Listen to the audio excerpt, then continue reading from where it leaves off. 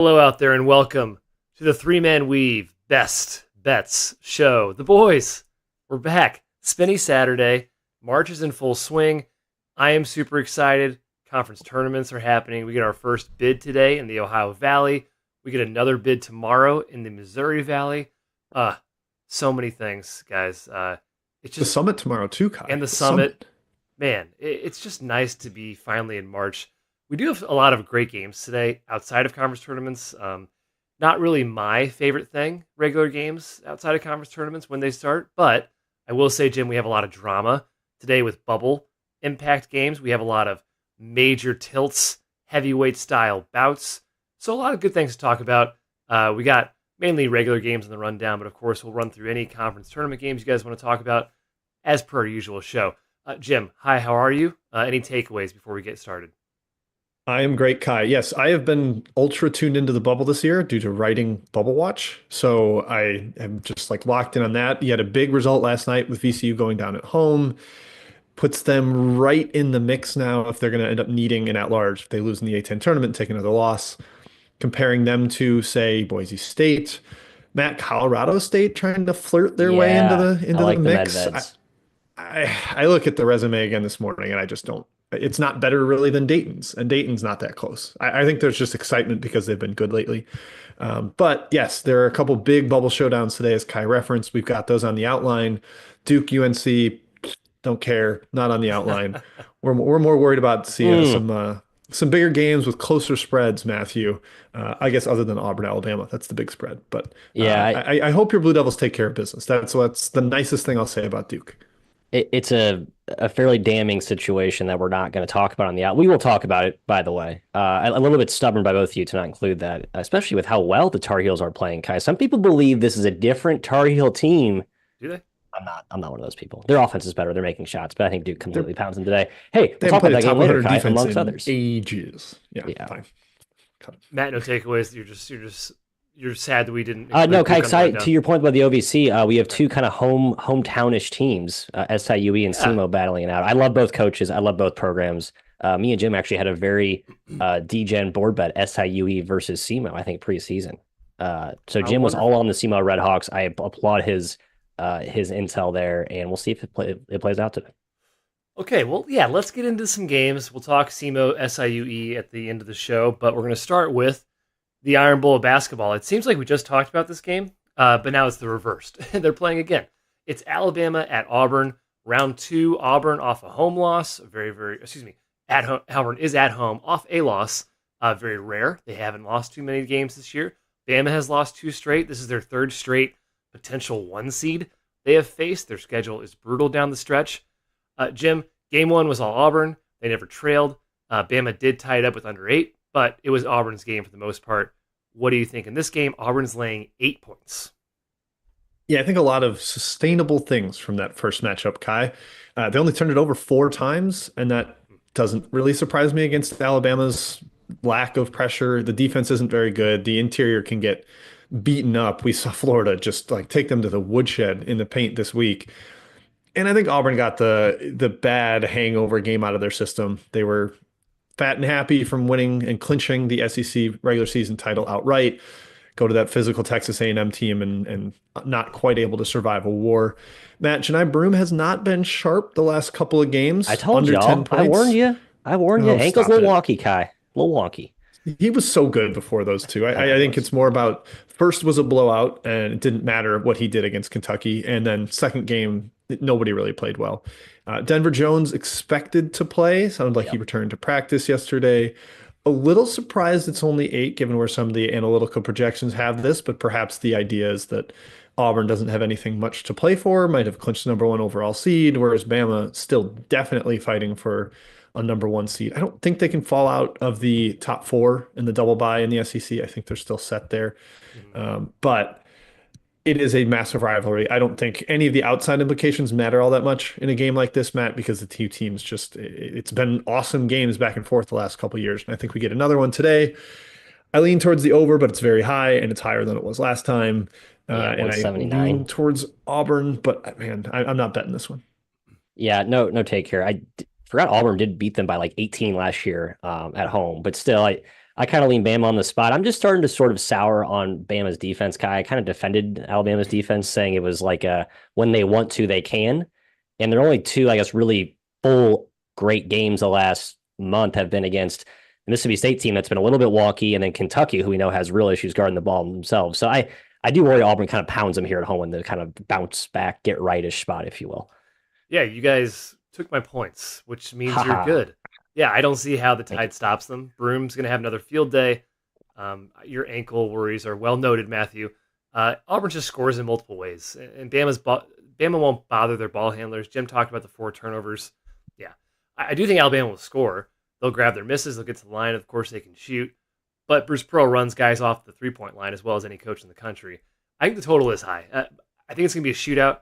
I wouldn't really take either side. I mean, you have to score in the 90s in this game. Maybe both teams do, but it's a bridge too far. I think the first game had 178 points, so you didn't even get there in the first game, which is wild because it was a shootout. Just a high total. So nothing for me. Okay. Yeah, first game closed 1-7. Lost Jim for a second there. We'll get him back.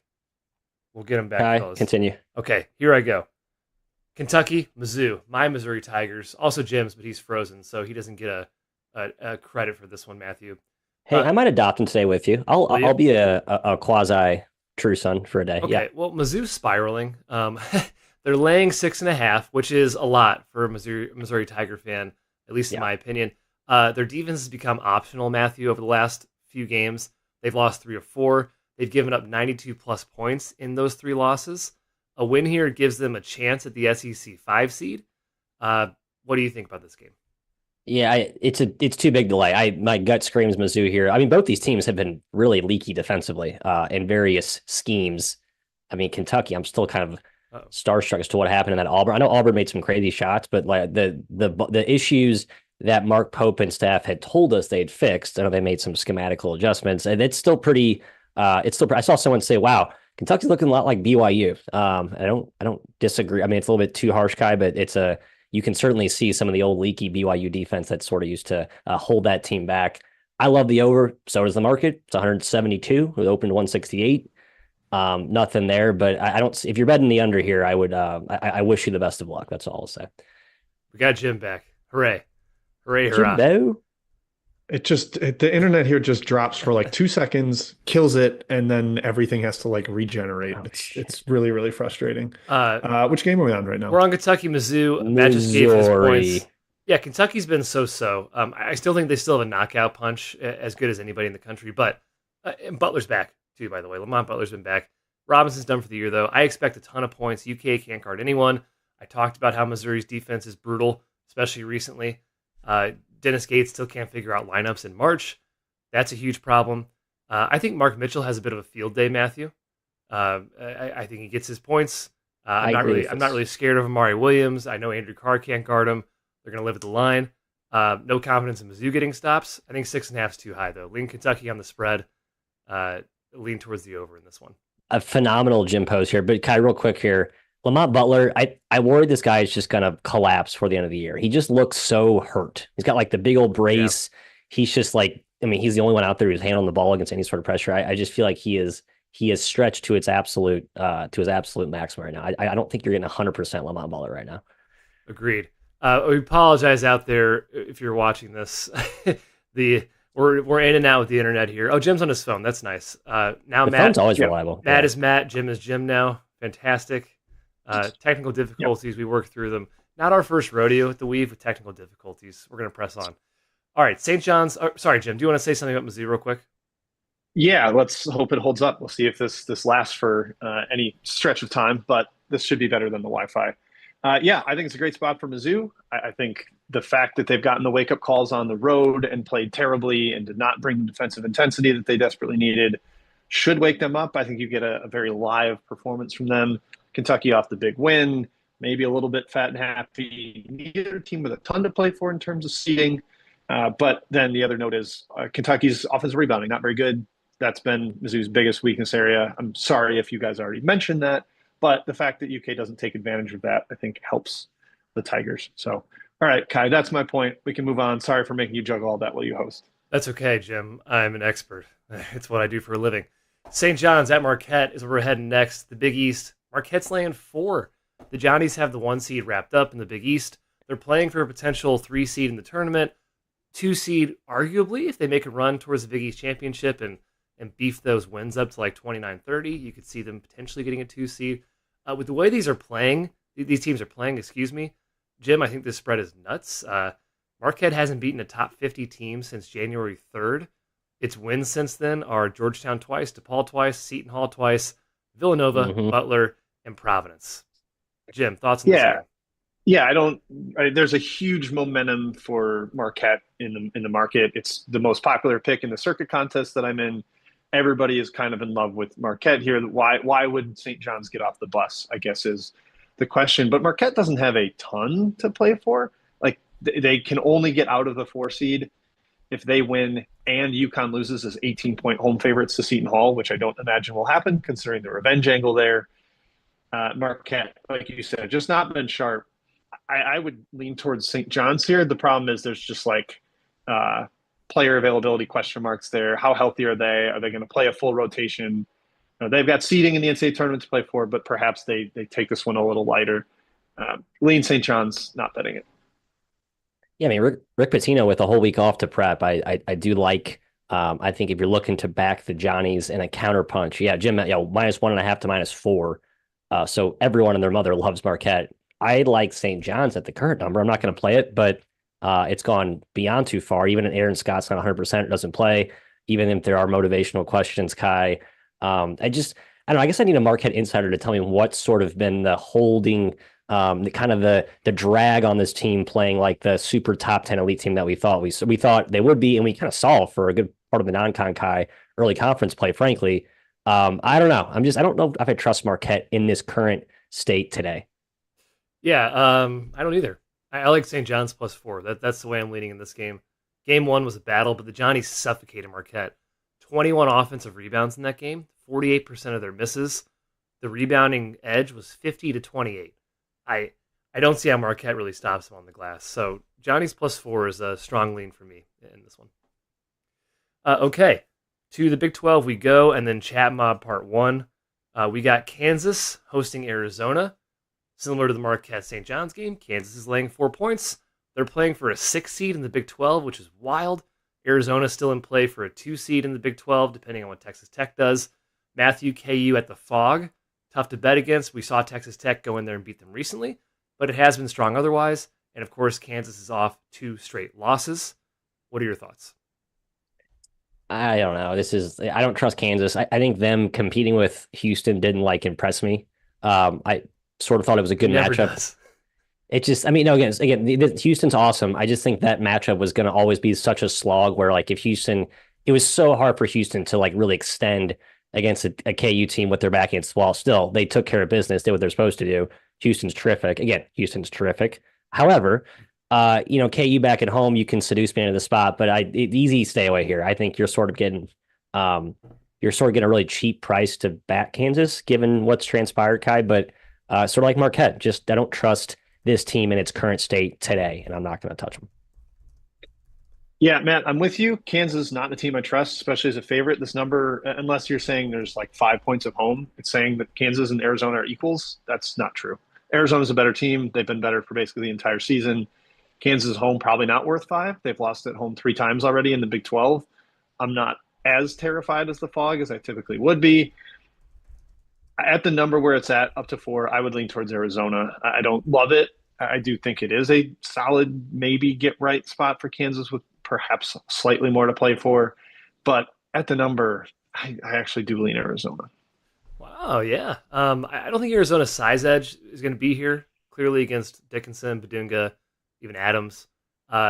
Arizona's defense hasn't been great in league play. They're going to make KU be jump shooters. That's bad for Kansas. They're just not a good shooting team.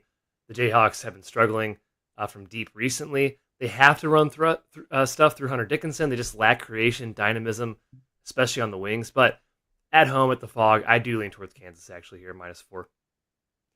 Okay, guys, Chat Mob Part 1 is where we're heading next. Before we do, we have a new sponsor here we want to talk about, Pool Genius. Want to win your March Madness bracket this year? That's where Pool Genius comes in. Their subscribers win 3 times more often than expected, racking up over 2.5 million in prizes since 2017. Pool Genius has built the best bracket picking technology on the planet, refined over 20 years by data scientists. It creates perfectly optimized brackets that factor in your pool size and scoring. Whether you're in a small office pool or a huge contest with upset bonuses, Pool Genius knows exactly when to play safe and take calculated risks. That's why 52% of Pool Genius users win a bracket pool every single year. So if you're serious about winning, click the link in the description and get the Pool Genius Bracket Optimizer, your unfair March Madness advantage. Go to poolgenius.com/3MW and check out Pool Genius. Sign up for it. Good stuff in there. Huge for bracket pools. Okay, Chat Mob Part 1. Matthew, round us up.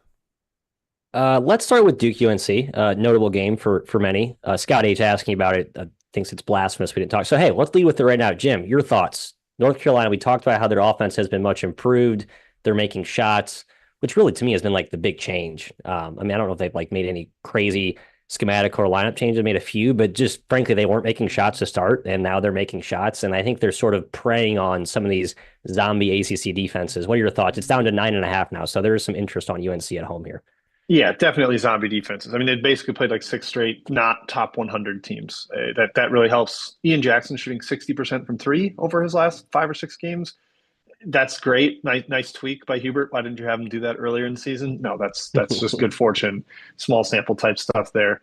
I have some implications on this game with Duke winning the ACC, so I'd very much like to see the Devils do that. But if I looked at it in a vacuum, I think 9.5 is a little low. I think it's a tough matchup for UNC because they're going to get slaughtered in the paint. They're not going to get a lot of easy shots. It's going to be jumpers like crazy. We were all together in Fort Lauderdale during the first meeting of these two, and it was not a game from the immediate tip. Like Duke just immediately ran away and destroyed them. Maybe think UNC's different. I don't know. I think that offense is going to get a major test now coming into a much, much, much, much better defense. I don't adore the Dean Dome as a giant home venue, Matt, for a home run catapult type effort. I actually lean towards Duke. I also love points. I think this does go over 157.5. Real quick here, Kai. Duke needs to win this game to secure the ACC. They're only up a game. I know. And if they lose the tiebreaker. So the whole Duke ACC regular season thing could blow up in their face with like the most dominant team they've had in forever, it seems like. How crazy is that? It's nuts. Yeah. Neither Clemson nor Louisville had to go to Cameron. I hate unbalanced schedules. And they only played they only played each other once, right? So yeah, but Duke on the road both. Yeah. Classic Duke, getting screwed over, right? Hey, a lot of people asking about Drexel Elon. Matty Akers kicked it off, but it does tip in 40 minutes. Some early action in the Coastal Athletic Conference, Kai, the artist known as the Colonial. Pick 129, the total toss-up, in my opinion. What are your thoughts? Toss-up, but I'm rooting for Elon. I've hated Drexel for years, so I really hope Elon can win this game. Wow, shout out to Zach Spiker. I lean towards Elon. No, he's done a great job. He's done a great job because he wins in spite of what I perceive as lack of talent. Yeah. Actually, I'm taking that back. He had freaking Amari Williams for 4 years and finished like 6th in this league every single year. So that's part of my issue with Drexel is they underachieve but also overachieve when I least expect it. Anyways, Elon is my lean in this game. They play like anti-basketball. That's why I don't like them, Kai. It's gross. They play gross ball. Gross ball. Yeah, no, that's an easy stay away. Elon injuries, I think they're healthier. I need to check. I know they're Jordan Majewski said in the Discord that he thinks the Simpkins twin that's been hurt is likely to play, and Dorn is much more questionable. Okay. Oh wow, Dorn's very important. They're both important. You should join the Discord for more inside betting information from Jordan Majewski firsthand. Wow. Yeah, that link is in the description as well. Check it out, the Discord. Burner ball. Question from Toma888. I'm just going to spoil my best bet right now because he teed me up for it. Loyola Marymount against the Washington State Cougars. I like Wazoo here as my best bet. -3. Week off for David Riley and the boys to kind of recoup. They've been injury riddled all season. They've been playing basically a 7-man lineup. I just think they sort of mailed it in down the stretch. And I think they can play. We saw how good this team was early on, right? Obviously, they don't have Cedric Coward back, but this team's good. And I don't think against Loyola Marymount, who just scored 100 on San Diego last night, great. You're not doing that today against Washington State. I know they've been Washington State's defense is pretty leaky. It's not San Diego bad. I think they'll win tonight pretty easily. So that's my bestie bet, Kai. Love it. Wow, great bet, Matt. Thank you. Hey, Love Jim. from the Zang gang, A&M, LSU. I lean A&M pretty hard today. Just kind of a floundering home dog. I don't know who's going to be there at the LSU game, like 2,000 people. It's not like some crazy environment, right? So -7, I think. Yeah, spot's not great. There's nothing really for A&M to Seven, yeah. play for in terms of SEC positioning. They True. can't get to the double bye portion of things. They can't get past Tennessee, but they're still playing for NCAA tournament seeding. LSU's kind of circling the drain. That effort at Kentucky was pathetic. Like they got ran out of the gym immediately. So I would lean towards A&M just in a kind of a Buzz Williams intensity trumps everything there. Let's say an SEC country. Kai, Arkansas, again, early tip here against Mississippi State. At -1, -1.5 is the spread, 148. Some people like the over. I kind of agree with that. The total toss up though on the side. Any take here? Man, pretty strong lean to Arkansas. The way they've been playing lately, haven't been that impressed with Mississippi State. I do think Mississippi State kind of has the bully advantage in that one. But the way Arkansas is playing, the way they absolutely need to keep winning to stay on the right side of the bubble, the way Nelly Davis has emerged lately, and the fact that Bud Walton is a truly tough place to play. I think 1.5 is cheap, so I lean towards Arkansas. Jim, Big Ten country, Northwestern against the Crab Five, catching a dozen. A big number for a feisty Northwestern team who was kind of good, weirdly, without basically they pulled a red shirt on a random freshman. They're up against it. They have no bodies. Stay away from me. Do you think Northwestern, or I guess Maryland blows out the Cats? I think they keep it close. They're a feisty underdog under Collins. Martinelli's a great scorer. They've slowed it down. Wyndham's played really well since the injury stuff. He's been like more the on-ball guy. They've got some bodies to throw at Reese and Queen inside with Fitzmaurice back and Nicholson, Journalism Matumbo.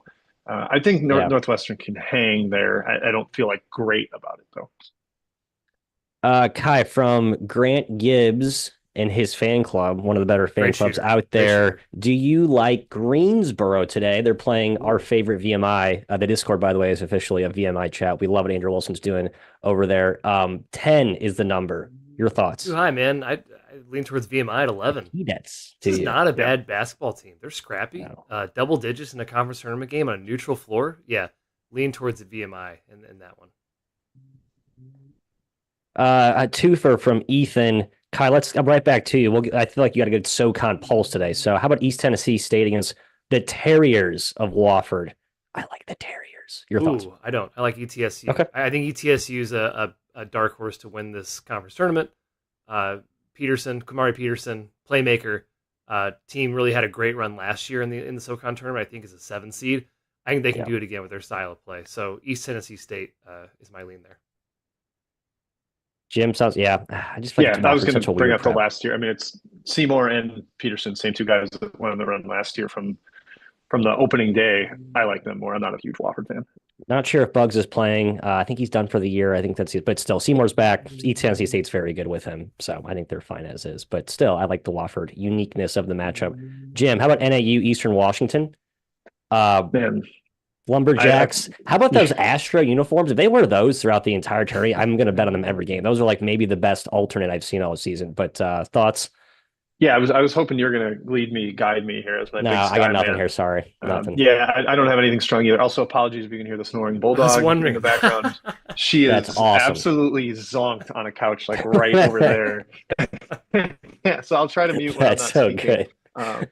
But at least NAU's like super veteran core that's played together a lot over the past couple of years. So I would lean their way. But Munson had his magic in the Big West tourney last year. So lean NAU, not strong. I looked at that game for a while actually, and I came up with nothing. So sorry to lead you into a black hole of. But all right, I was gonna go right back to Jim because we have one last extra Kai. But Kai, I'll pivot to you here. Winthrop, Asheville. Oh yeah, love conference tournament games, Matthew. Good. I have not been as dialed on this one. I'm sort of protesting the Big South because it's no longer at Bojangles. It's at East Tennessee State and Johnson City. Still, I like it to be at Bojangles. Is that a thing? Is that a theme song? Does Johnson City have a theme song? A wagon wheel. Johnson City, Tennessee. Okay. So anyway, your thoughts, Kai. Winthrop versus Asheville. Winthrop, pick 'em. No, Winthrop up to -1, I should say. Keep riding the Winthrop train, man. This team is peaking at the right time. They're all cylinders. It's a team in the preseason we thought was going to be right behind High Point in the standings. They fell behind Asheville, but I think they're better than Asheville. So Winthrop is my side there. And back to the outline. I'm Ron Bergen. Yeah, back to Kai. Take us away. Okay. Thank you for the lead in. I was wondering if that was the bulldog behind Jim making the snoring noises. I'm glad that's the case because I like the bulldog. Bulldog's cool. I do too. It's a nice soundtrack. She's a delight. She's just, I don't know even what she's tired from. She hasn't been crap the last 2 days. Bulldogs just always seem to be tired. Okay, to the Big 12 we go again. Houston at Baylor. Baylor 4.5-point home dogs. Houston doesn't really have cruise control, guys, or off days. We've talked about this on a couple shows, but this one at least makes you think. I know Matthew might be thinking. Baylor, tough at home. They've had 2 losses there all season. They have their back against the wall. They're looking like a 9-10 seed right now in the NCAA tournament. Can't really take too many more losses or else they're in danger zone. Like 2 straight losses, it's interesting for the Bears in terms of their NCAA tournament outlook. Game 1 was a beatdown. Baylor kind of made it look close at the end, but in a 58-possession game, Houston led by as many as 25 with 5 minutes to go. Matthew, are you going to fade your most hated team, the Houston Cougars? No, I'm not. It's a 9 p.m. tip. So this game will be going on while all the West Coast games are going on. So I don't know if that's what team has an edge from that late start. The Baylor patrons are going to be drinking long before the tip there, perhaps in Waco. No take here. I think 4 is about right. I think I made around 2 or 3, but I'm adjusting for Baylor's injuries and trying to find a reason to not fade Houston, which has not been a profitable endeavor this year, Jim. Oh, Jim's on mute. Yeah, sorry, trying to unmute. The little pop-up menu and pop-down menu as I'm trying to do it. My finger's really frustrating. We talked about it when they first met right after Ajonwuna got hurt. It was like, this is probably going to be a bloodbath on the boards and in the paint. It wasn't that bad on the boards, but that's because nobody really missed many shots in the first game. But Baylor did turn it over some. That was a problem. And that looming threat of a slaughter on the glass is still there. I would imagine Omier is going to get in foul trouble. That would be close to a lock for me here, especially because he's been picking some up 80 feet from the basket or while hedging a screen. It's not even just fouls when a guy's driving at him or against big men. It's really concerning because they don't have any depth there. So, Kai, I do lean Houston just kind of wearing them down into submission. Mm-hmm. Yeah, lack of interior depth is a massive problem against Houston. Scott Drew has to maybe go zone in this game. Bears are going to get picked apart on the glass if they go zone. Also, Houston's the best three-point shooting team in the Big 12. So it's kind of a double-edged sword there with the zone if you decide to go that against Houston. And their defense is so physical, so tough. Edgecombe, of course, Wright, Roach, they have playmakers. They have ability to score even against Houston. But it's a tough matchup, man. I think the matchup is all Houston. I think the spot would lean towards Baylor, of course, in this game, but stay away from me. Okay, we'll see if we can tempt Matthew with a bet on his Indiana Hoosiers. No, they're hosting Ohio State. This is a colossal game. The winner gets the 9 seed in the Big Ten. Loser gets the 10 seed. Both teams are squarely on the bubble. OSU just had 2 massive wins to pad their resume, but a loss sends them to 3 wins above 500. A first-round exit in the Big Ten would basically boot them from the NCAA tournament. You've never seen a team with just 2 games over 500 get an at-large, so that's kind of the magic number there.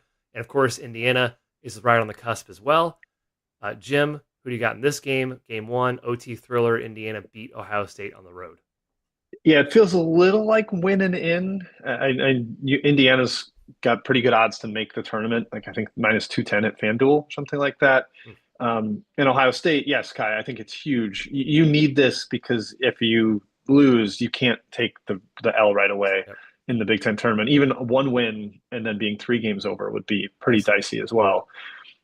Quite a week for Ohio State. They're off the 2 overtime thriller against Nebraska. There was also a monstrous bubble game, so they survived that one. I'm curious what Matt thinks here. I know he does not like Indiana at home because he thinks it's a tough environment with Woodson being the Walking Dead. It's toxic, there. Jim, it's toxic. That's the word that we have to use. Yeah. I actually like Indiana here, though, Matt. I'm not a super confident thing because I don't love the Hoosiers and the process that they play with. But Ohio State off that double overtime, and Indiana's got a little bit more physicality in the paint. They've kind of used Ballo better somewhat recently, although I don't want a ton of Renew. That's my one request. We'll see. We'll see if that is honored or not. But lean Indiana, Matthew. Yeah, I bet Ohio State small here. Key thing for Ohio State, Aaron Bradshaw back matters for sure in this matchup, right? I know Indiana's not going to probably go with the double big, too big lineup. But even with Ballo, they need some resistance. That's where Ohio State's been a little bit flimsy this year. That was sort of the risk all year with this Ohio State team. But still, they look a little healthier. And again, back to my whole Indiana at home, just feels like the ultimate air out of the balloon. Indiana lays the egg in the big spot. They got to have it. Ohio State wins, and we'll see what happens next week, Big Ten tournament. But still, just gut intuition. I sort of remember when the year Aaron Kraft came into IU and spoiled IU's senior night. I think it was during the Crean era. Just bad memories of Ohio State winning big games at Assembly, Kai. I think Ohio State wins this game tonight. Yeah, I can't get past game one. The glass battle, the free throw battle was all Indiana. Ballo at 21 and 15. I can't remember if Bradshaw played in that game. I know Renew was out, but Ballo absolutely crushed Ohio State. Goody at 23. That was an outlier. OSU doesn't have size. Maybe Bradshaw, like you said, helps, but that's a problem against Indiana. You can roll out that jumbo lineup, or you can just rely on Ballo posting and eating off the glass to score. OSU does have playmakers, but they're feast or famine, man. They're hit or miss. It's very hard to trust this team. I actually lean towards Indiana at home in this one in Matt's toxic environment of Assembly Hall. Another huge bubble game. Oklahoma at Texas, the Red River rivalry here. Texas laying 5. OU gave its season new life, Matthew, with a win over the Missouri Tigers. A win probably puts them in the field unless the committee notices the 6-12 conference mark and decides that is all of a sudden going to be a criteria. Texas is on life support. A loss pretty much kills them. A win barely keeps them alive. Matt, what are your thoughts? I like OU. OU money line. Porter Moser was beside himself with the first game. I think he called that like the rock bottom point of their season. They just kind of folded. It was like an effort thing. I think he actually played some guys deep on his bench just to like prove a point. Red River, I think he's pretty pissed about that. And the momentum off the Mizzou game, I've said it for a week now. I don't think this OU team is dead. I know there's been sort of rumors about fears and maybe he has got one foot out the door and, who's going to depart. But this team's still good and they're playing pretty hard and they've been competing deep into, even at Ole Miss, right? Deep into games lately. I like OU here. I almost best betted this, Jim, but I don't know why I stayed away. But I like 5, OU 5. I almost best betted it too, Matt. It is one of my 5 picks in the circuit contest. So nice. I am going publicly backing the Sooners. I'm with you. Yeah, sure, they've lost some games recently, but by 1 at home to Kentucky on Otega Owe's legacy game where he probably never will play better the rest of his life. Ole Miss was a buzzer beater as well, or almost, with Padula. They've been really good. And you mentioned fears. Is he 1 foot out the door? He was awesome against Missouri. I don't feel like he's checked out at all. The first game, yes, concerning. Oklahoma got down big. They did fight back to make it respectable at the end, but they were getting crushed in the second half at home. But I like the road revenge angle, Kai. That's one we've backed fairly consistently. This is feel like a little loser leaves town. I wouldn't maybe say Oklahoma's eliminated with a loss here, but I think Texas probably is. So it is very, very high stakes. Sam Godwin is out for Oklahoma, if that matters to you. Former walk-on offensive rebound machine, but he made almost no impact in the first meeting. I think they've got enough, and it's not like Texas bludgeons you at the rim. It's just mid-range jumper after mid-range jumper. I trust the Oklahoma offense, Kai. I think they keep it close or even win outright. Yeah, you talked about game 1. Texas was up by as many as 23. OU had 18 turnovers. It was not a close game, even though OU kind of came back at the end. OU killed Texas with dribble penetration, though. Moore and Fears were monsters in that game. I think they can do that again. I have not been impressed by Texas's individual defense this season. And in a battle of coaches, I, of course, lean Porter Moser over Rodney Terry. But Texas has more talent. It's a more talented team. At 5, that line's high. OU plus 5 is definitely the side I'm leaning towards. And real quick, too, Matt talks about Indiana being like a morgue because of RIP Woodson. There's coaching accounts that coaching changes things already tweeting about the lead candidate for Texas. They haven't even fired Rodney Terry. So yeah, right. I think there's some of that element here too, Matt. Hey, just real quick, here's my Matty prop special today. I'm trying to get one of those a show. Fears assists. They've really moved him as a point guard. Look at his assists the last 4 games. They played much better with him as a facilitator. He's not jacking threes as much. I think Porter's very much hey, we need you getting in the paint, looking to create for others. That's when we're at our best. And maybe he's selling that. That's what you need to prove for your pro and potential prospects. So Fears assist over if your book offers that. Boom. Love Matty props. Fantastic. Okay, guys. Last game before the second chat mob and then best bets. We're going an OVC title matchup to punch the very first bid to the 2025 NCAA tournament. SEMO, SIUE. SIUE has never made the tournament. They've been a D1 team since 2008. SEMO looking for their second bid in 3 years. SEMO swept the regular season, Jim. They won by 16 and 15. The eye test, I watched both those games yesterday. SEMO's the better team, frankly, top to bottom, in my opinion. Star battle in the backcourt should be fun, little fireworks. Your thoughts on this game? SEMO laying 2.5 in Evansville. Yeah, I wrote this one up for Action Network Kai this morning, and I need SIUE in the GOAT pool, the conference tournament pool. That would be really helpful for me. But as I wrote it, I was like, I can't make a case for SIUE here. One of the matchups was a coin flip per shot quality, and SIUE shot like garbage from beyond the arc in both games. Their home game, they dominated the glass, but in their road game, they had 0 offensive rebounds. SIUE, like 0 is a jump off the page type of number for you. And SEMO is just playing great. Their only loss in the last 50 days is we don't care because we already clinched the conference title game to Eastern Illinois.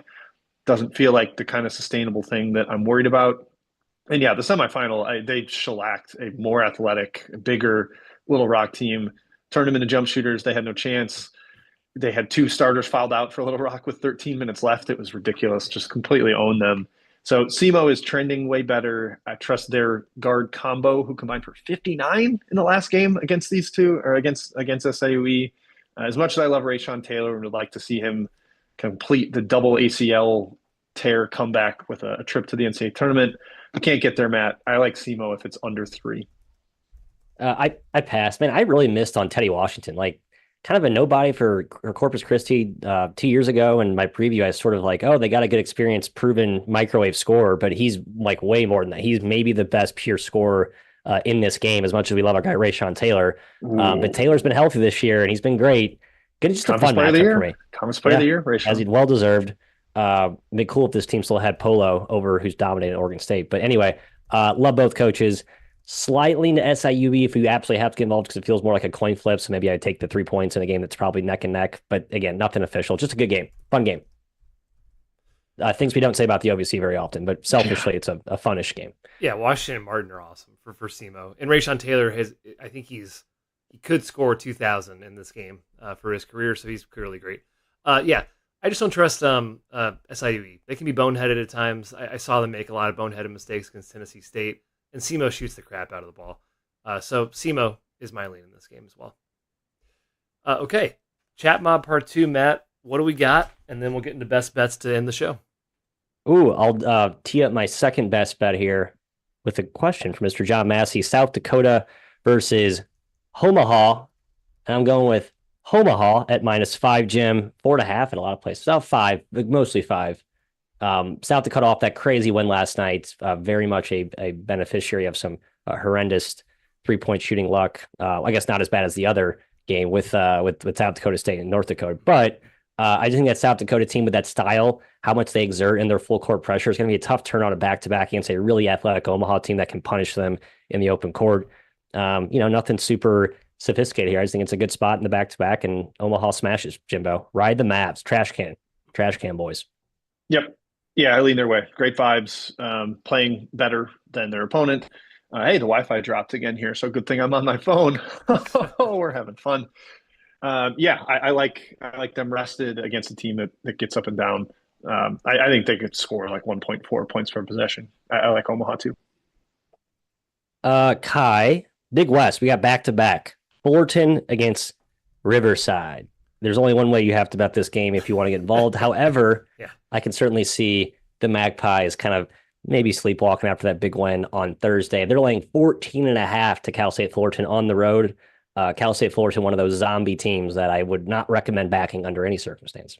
I don't think I've bet Fullerton all year, and I won't in this game either. 15 is nuts at home, but no, like you said, they're the Walking Dead right now.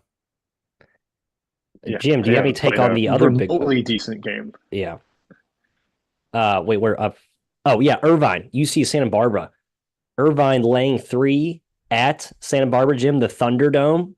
Do we think that environment fuels the Gauchos to a big one tonight against the Eaters? I don't, personally, but no, I'm an Irvine guy here. I think we were all a little surprised at what the line was at Davis, and then won by 29.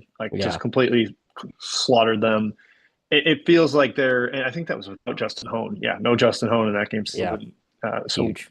TBD on his status today, but their defense is so good. Santa Barbara's offense isn't all that sharp to me. And I think they're kind of at least aware of we need to slaughter teams to get in the NCAA tournament consideration. So I like Irvine.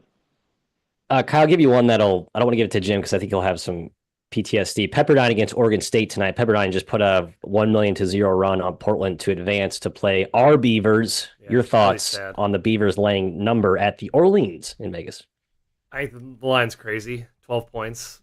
12, yeah, big number. Pepperdine on that side, yeah, is my lean. All right, how about Hampton Northeastern? Some CAA action, Jimbo. Torn here, very torn. Hampton's a team I haven't figured out all year. Northeastern, they seem healthier, but still not fully healthy. I think it's the line's what it should be, around 2 right now, I think. Thoughts? It got down to pick, right? No, down to pick. Okay, it was 2. You're on Pirates life for Jim. I'm also a Pirate. Oh, Hampton's good better. for both of you. Yeah, Hampton's better. Hampton's better. They played really well. Their only 2 losses were at Drexel by 1 and at Towson by 3, conference leader. That's in the last 3 weeks.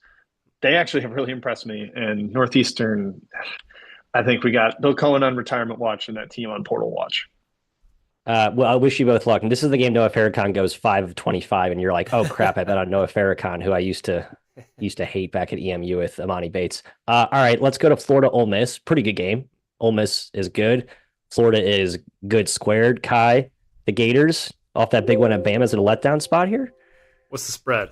It is. No, they're hosting. Sorry, 12.5 point spread. I mean, it's big, but yeah, Florida laying 12.5. Yeah. I don't think it's a letdown spot, man. Florida's awesome. This is a title contender. I've been saying it longer than Matt, so credit me. I love this team. I don't see them really letting off the gas. I think they're locked into. They might be able to get the 2 seed in the SEC, right? I don't know if it really doesn't really matter a whole lot. They're on the same side of the bracket no matter what. Yeah. So still leaning towards Florida ever so slightly. Pretty disrespectful, Jim, for us to not talk about the vaunted LA rivalry, USC, UCLA. I have no opinion on this game. UCLA laying 9.5 at home, kind of lean their way, but I don't know if I trust Cronin team to cover margin right now. Yeah, I don't really want to back them as a favorite. USC just played the zombie corpse that was Washington and won by 30. Maybe this one's going to be a little tougher against the UCLA defense that still cares. I don't know. 10 points, having to win by doubles in a rivalry across town is maybe a little bridge too far for me. Trojans lean on the number, but I don't have any appetite to back UCLA. Looking through the last ones at the buzz, how about Chattanooga versus Mercer from Ethan? Kai, the Mocs have been a darling team of ours all year. Mercer on the back-to-back, squeaked by Western Carolina yesterday. Your thoughts on the Mocs? Are playing now like they should have been playing all year.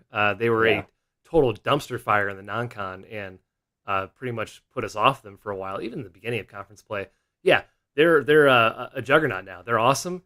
I still think 10's a lot of points for a team in Mercer that did not impress me against Western Carolina, but Ahmad Robinson is truly a good player. He's good. Holt's a really good player, too, up front. And Ryan Ritter is a very good coach.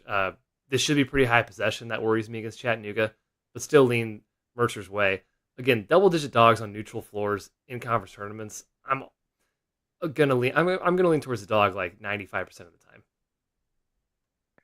time. Okay. Ooh, someone in the chat just said champion is out. Is that true? Ooh, okay. Well, let's look at that. That could be interesting. If he's out, that's definitely a Mercer bet at 10.5. But yeah, he's been. Chattanooga just took money, so I don't know if he knows that before everybody else. Get on it now because that'll go down. I'm not sure why he'd be out. That would shock me. I don't trust it. I don't trust the intel. Sorry, Jay. Nope. JT. Mercer just got hit, so maybe he's right. Oh, there you go. Shouts to JT. God, I love that. Coming in the chat, bombing some news. I call him out for the credibility, and sure enough, he's right. Shouts to JT. Yeah, 7 minutes ago. Huh. Fun. So that revises our takes. Mercer is my take there. Kai, go ahead and get that bet in. I'll wait before I give you the last one. I'm looking to see what the lines are around here. Yeah, it's going down pretty quick. Little shop. Yeah, little shop. Take your time shopping. Oh, go ahead. The mobsters are waiting. While you're doing that, Dixon asked about Dartmouth versus Harvard. Implications here for Ivy Madness. I'm forgetting. I have my tiebreakers written down somewhere. What that number is currently. Sorry, pulling up here. Pick. Dartmouth locked into the tournament at the very They're least. in, right? Harvard yeah. has to win. Harvard has to win. So more Harvard motivation, I guess. I don't care. I still think Dartmouth, they've just been awesome. The problem with Dartmouth is that they are very unathletic, and that's the one thing Harvard's kind of has. But it's a tough system to solve. I think most of the Ivy teams have found that all year. Last two, Kai, UConn laying 17 to Seton Hall feels big.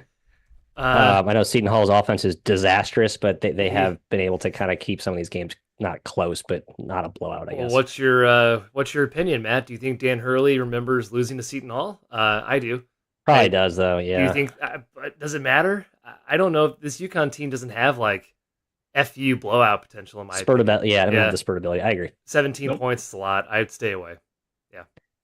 Yeah. The last time UConn won by that many points. Right. Last time UConn won by that many points was November 30th against Maryland Eastern Shore. It's just not a team that blows you out. All right, last one. Creighton, the jump shooting Jays. They are currently, this number got hit too, didn't it? Right? Yeah, no, it's 11, 10.5, 11 Jim hosting Butler. I don't think it's very good. I lean Creighton. That's my 2 cents here. Butler's played well at Creighton, though, a few times the last couple of years, if I remember correctly, though. Yeah, it's tough, like with it being so jump shot reliant with our jump shooting Jays. Like maybe Butler just knocks down some shots and keeps it close. That's basically how the entire Creighton defensive system is designed. All right, you will not be at the rim. We're not going to help off 3-point shooters, but you can shoot off the bounce, get into the mid range, and be relatively uncontested. That's kind of what Telford can do. Pierre Brooks also a decent guy for that scheme. And I lean a little bit towards Butler because of the number itself. Sweet. Best bets. You guys got them ready? I will recap mine real quick. Before we Washington State. Can we plug the Discord real quick, Matthew? We should. Okay. Go ahead. Plug it. Oh, do it. Yeah. So Kai would like me to plug the Discord. I'd like you to join the Discord. Sign up today. We're talking about lots of bets throughout the conference tournament season and the postseason. And most importantly, it is off-season coaching carousel, portal, rumor mill entry, and that's where it really shines. Already learning about things 24 hours before they're actually announced publicly is awesome. Feel free to join us today. Talk with ball knowers of esteemed acumen. The link to join, if you are not, is in the YouTube video here or our Twitter handle at 3MW_CBB. Sign up today. Beautiful. Kai, do you have your best bets ready? I'll just do mine real quick. Quick recap. Washington State -3, Omaha -5. Better team, better spot. Teams I like. Pretty simple. Jim? Very nice. Xavier -11.5 for me. I think Providence is a little bit of a walking corpse. Xavier has a lot to play for. Providence's last couple road efforts have been horrible, and they just lost at home to DePaul. So I'm not a fan of their trajectory. Xavier, they're basically locked into the 5 seed, but margin matters, and having the potential at-large situation is important to them. Big-time spot for my second one is Fairfield. Not a team I'm in love with on the year, but Quinnipiac just clinched the outright title in the Metro Atlantic. Fairfield has to win to get in. They don't have to. There's some tiebreak stuff, but they are playing to get into the MAC tournament. So I think the motivation edge is enough for me to back the Stags +7 I'm seeing out there in the market. And the last one is my best bet in the circuit contest. Texas Tech and Arizona State over. Number right now, 152.5 you can find out there. This Arizona State lineup, as currently constructed, is just like, hey, we're going to play 4 guards. We're going to spread you out. We're going to play iso ball and get into the lane. We can't stop anything. 213 points in regulation against Arizona in their last game. I don't expect quite that many, but I think Tech can kind of score at will. Arizona State's tough to keep in front. The first game between these two was a triple overtime thriller, but both teams could score fairly easily. Expect that again. Over 152.5, Kai. Love it, Jim. Love it, Matt. I'm going Sacramento State +4 in the Big Sky. The grossest game you can think of. Ugly game. They beat Weber once this year already. I hate that. They're going to force Weber to do some dumb stuff.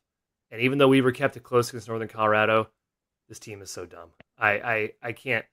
Duft, he's not been impressive as a head coach. I can't get past what I watched. Sacramento State +4 is my best bet. And then Grant Gibbs asks about the A-Sun tomorrow. I'm a Lion, man. I'm going North Alabama tomorrow. I'm rooting hard for those guys. Tony Poole deserves an NCAA tournament bid. I hope he gets it. Not that I don't love Lenny Acuff, too, because he's a gem as well. Great game tomorrow. The purple mashes of the A-Sun. I like the Lions too. It's a fun story. Got the Boomerang boys back, Lane and Ortiz. That atmosphere has been awesome. I agree. I'm with you on UNA. They're just a little more athletic. The guards downhill Yeah. against the small, like Anderson and Pruitt aren't like locked down on the ball. All right, guys, that does it for our Best Bets show. Thank you for joining us. Next week, you can catch us on YouTube again, same channel, for a normal podcast. We then will have another podcast Monday night after Selection Sunday. That's our marathon podcast. We will weave in betting with that podcast. So normally we just talk about every single game. We'll also weave in some betting because we won't do our normal shows on the bet from the betting lens. So again, we'll tweet that out. Check it out. 3MW_CBB is our Twitter. Subscribe to this YouTube channel, please. Please go join the Discord. The link is in the chat. Good luck with your bets and enjoy conference tournament action. We'll see you next time. Goodbye. The Tigers, MIZ.